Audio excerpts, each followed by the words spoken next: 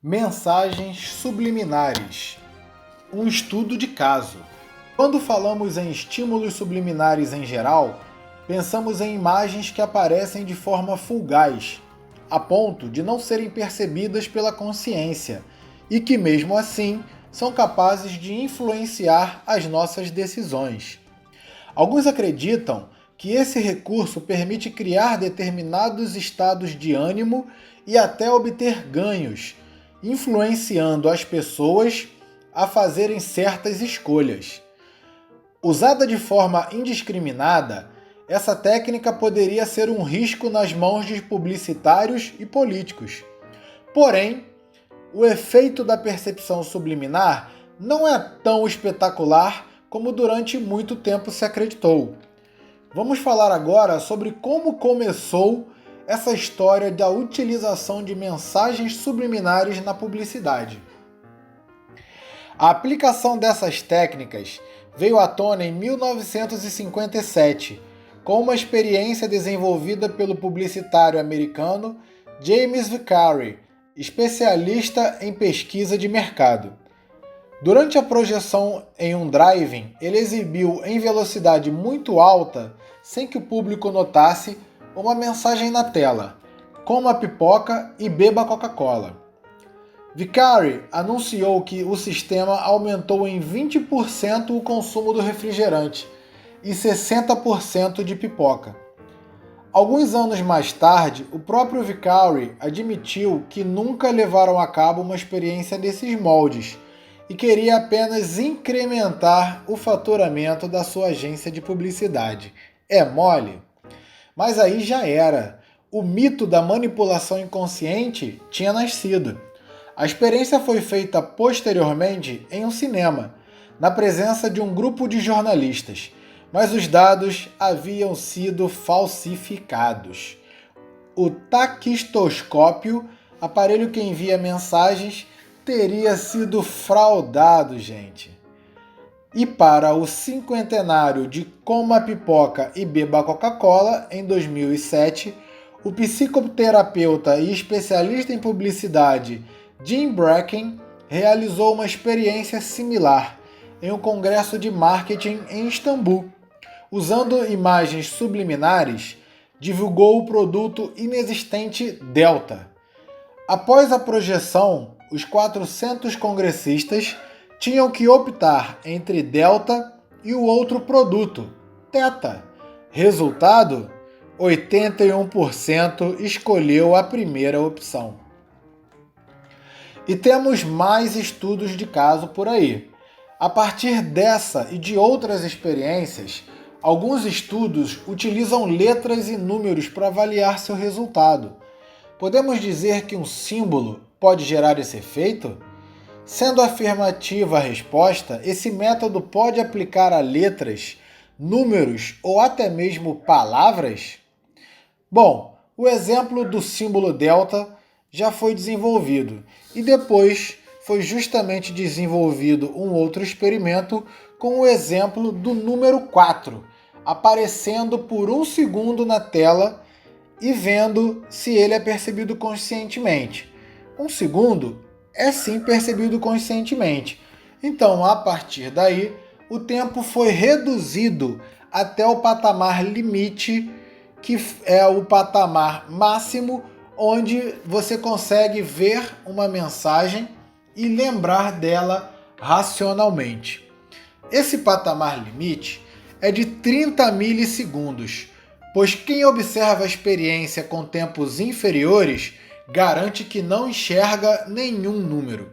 Ainda assim, quando questionados se o número mostrado é inferior ou superior a 5, a resposta é descoberta com frequência superior à média. Evidentemente, quem olha enxerga alguma coisa, mas sem se dar conta. Além disso, para confundir os observadores, logo após o número 4 aparecer, ele foi disfarçado com letras. Portanto, uma percepção é considerada subliminar, mesmo e como no caso descrito, se os participantes adivinham só por acaso, porém acima da média. Então, como fazer uma mensagem subliminar que funcione? O número não deve aparecer na tela por mais que 30 milissegundos. Assim, os pesquisadores definiram esse artifício, pois, com esse tempo, a imagem pode ficar retida na retina por ser uma impressão fixa. E como deve ser o estímulo para que passe despercebido? Experiências desenvolvidas por psicólogos e neurocientistas demonstram que o cérebro entende palavras, interpreta a mímica dos rostos, decifra símbolos, captações e outros estímulos multissensoriais. Experiências recentes desvendam a influência dos símbolos que escapam à consciência. O impulso desencadeado se chama estímulo prime e influencia a reação a um estímulo percebido conscientemente. Os estímulos subliminares se manifestam no tempo da reação. Indivíduos reagem mais rapidamente se antes do estímulo target, ou seja, o estímulo que queremos que seja percebido conscientemente, aparecer ligeiramente um estímulo prime, ou seja, um estímulo que ancore o estímulo target.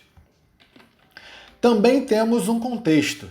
Veja essa pesquisa publicada no Journal of Neuroscience, Psychology and Economics e veja quais estímulos estão mais diretamente ligados às áreas do cérebro responsáveis pela decisão. Propagandas de jornais e revistas que utilizam a estratégia da influência não racional provocam menos atividades nas regiões cerebrais responsáveis pela tomada de decisão e interpretação emocional. No caso desse estudo, adultos saudáveis observaram 24 propagandas de jornais e revistas enquanto um aparelho media a atividade cerebral. Anúncios do tipo persuasão lógica, ou seja, aqueles que incluem tabelas, imagens e detalhes sobre escovas de dentes ou sugestões para selecionar comidas de cães, por exemplo, são considerados anúncios de persuasão lógica. E também tínhamos anúncios do tipo influência não racional. Esses incluíam imagens de mulheres e homens atraentes vestindo roupas justas. Os especialistas das universidades americanas descobriram que as diferentes estratégias provocam diferentes níveis de atividade cerebral.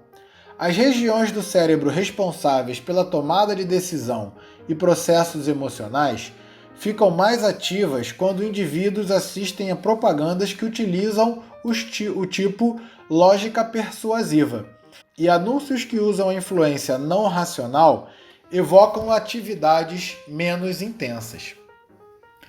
Os resultados mostram que alguns publicitários, em vez de persuadir, querem mesmo é seduzir os consumidores para comprar os produtos, disse o psiquiatra Ian Koch, chefe dessa pesquisa. De acordo com ele, os resultados sugerem que o baixo nível de atividade provocado por propagandas do tipo influência não racional podem levar a um comportamento menos inibido. O consumidor teria menos resistência a comprar os produtos anunciados. Já as imagens de persuasão lógica estão conscientemente ligadas às maiores atividades das regiões do cérebro envolvidas na tomada de decisão e interpretação emocional. Se o estímulo é maior, mais conscientes somos sobre o determinado anúncio. E como fazer a aplicação na metodologia neurodesign? Grande parte das mensagens memoráveis irão depender de um contexto. Elas devem provocar estímulos multissensoriais, pois quanto mais informação for captada, melhor. A experiência deve deixar o usuário o máximo que puder em estado de flow, ou seja, aquele estado em que você se sente imerso na experiência e perde a noção de tempo, fome e etc. Esse tipo de estado tende a criar memórias ligadas a hormônios do prazer e ou satisfação, como dopaminas, endorfinas, oxitocinas e serotoninas, o que fará com que o nosso cérebro queira repetir essas experiências. A ativação dessas memórias posteriormente pode se dar por nós de memória, ou seja, estímulos prime ligados ao target, ou seja, estímulos prime ligados à mensagem que queremos passar. Essa mensagem deve ser passada através dos pontos de contato na rotina do usuário, ou seja, mídias sociais, TV, rádio, ferramentas de stream, mídias offline, ações externas, ações no ponto de venda e etc. Através desses símbolos, que são nada mais nada menos que os estímulos prime que o usuário teve acesso durante a experiência. Esses estímulos podem ser visuais, sonoros, táteis, sabores, odores e etc. A neurolinguística é a linguagem do cérebro e, assim como um sistema de busca, ao recebermos estímulos, nosso cérebro vasculha em toda a experiência de vida resultados similares. Podem ser situações, imagens, sons, experiências, etc. E quando ele encontra informações relevantes, seleciona e dispara para o hipocampo. Dentro do hipocampo, a amígdala prepara os peptídeos neurais responsáveis por preparar o nosso organismo para reagir ao estímulo percebido. Ou seja, existem peptídeos neurais para uma reação de encontrar um amigo, outros peptídeos neurais de encontrar o amor da sua vida, outros peptídeos neurais de encontrar uma pessoa que você não gosta e outros para uma pessoa que você até odeie. Um grande exemplo disso é a Disney, que cria filmes e depois cria parques inteiros para seus filmes. Esses parques transportam as pessoas para aqueles mundos. Os brinquedos despertam as sensações e emoções intensas vividas durante o filme.